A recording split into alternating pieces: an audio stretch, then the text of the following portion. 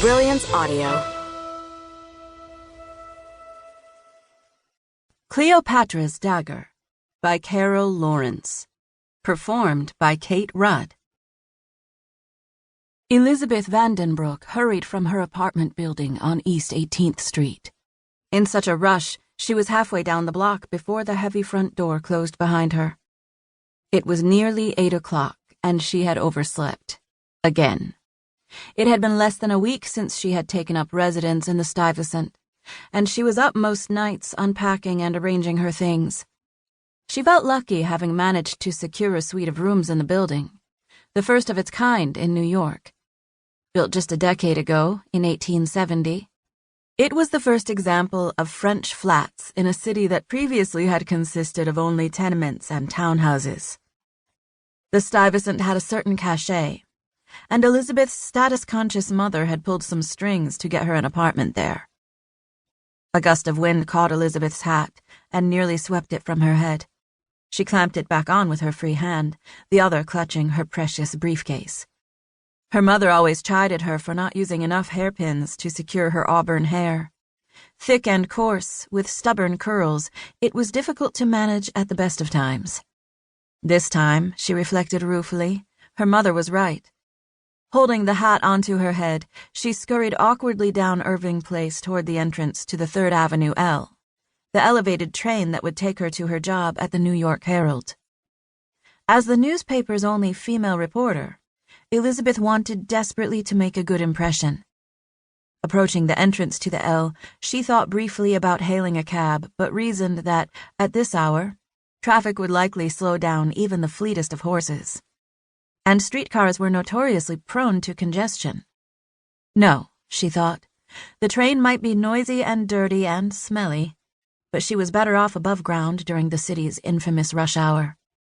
Ahead of her, 14th Street swarmed with activity. At this hour, the city was a symphony of movement.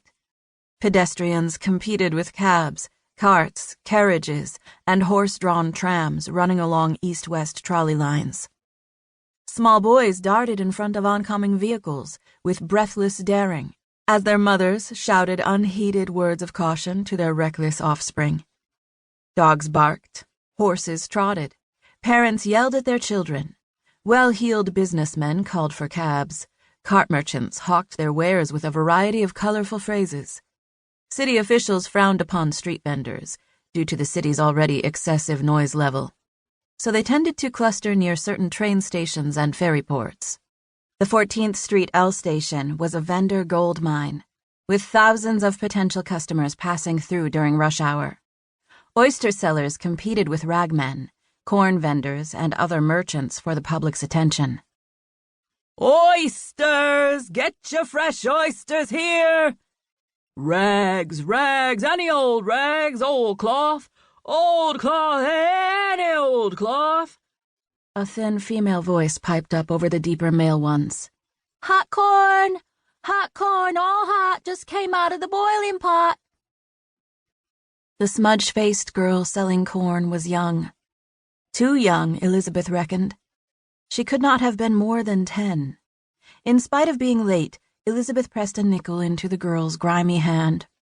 Brushing aside a strand of matted hair, the child stared at her, confused. "It's 2 for a penny, miss." "I'll take 1. "But, miss—" "Keep the change." The girl's eyes widened in alarm as she handed Elizabeth an ear of roasted corn in its shaggy green husk. "Thank you," Elizabeth said. She knew better than to give the girl more. Any excess money would likely end up in the pockets of her handler anyway. The hot corn girls differed from prostitutes only in that they were usually younger and, hopefully, not sexually available. Otherwise, their lives were similar. In the thrall of a husband or pimp of some kind, too desperate and poor to hope for a better life. Stepping carefully over a pile of horse manure, Elizabeth shouldered her way through the crowd toward the 3rd Avenue station. Several cabs lined up in front of the entrance, the drivers in long dark coats and top hats. Driving a hack, named after the high-stepping hackney horse bred for such work, was hard, cold work, especially in bad weather.